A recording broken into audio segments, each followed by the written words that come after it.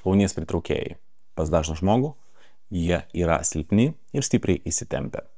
Dažnu atveju, ypatingai įtūpsto metu, jūsų kelis būna nestabilus, nes nuo įtampos jis šiek tiek eina į vidų. Tai jums parodysiu keletą pratimų, kuriais jūs galite stiprinti savo šlaunies pritraukėjus. Visiems pratimams, kuriuos rodysiu, jums reikės tik tai suoliuko.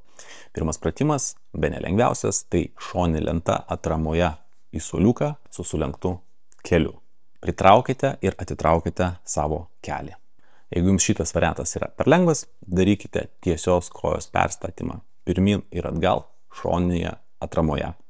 Statome koją pirmin, paliečiam su kulnu, vedame ją atgal, liečiame su kojų pirštų galais. Šita koja yra tik prilietimui, ne atramai. Sudėtingesnis variantas – tai šoninė lenta, uždėjus vieną kelį ant suoliuko, kitą prispaudus laikome. Jeigu tai jums yra pakankamai įgyvendinama ir lengva, tuomet darote dinamiką.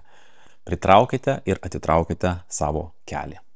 Na ir sudėtingiausias variantas – tai kai jūs uždedat tiesią koją ant suoliuko ir laikote izometriškai šoninę lentą. Būtinai pasibandykite visus šituos variantus ir tikiu, kad kažkuris tai iš šių variantų jums tiks ir padės. Sportuokite protingai ir saugiai.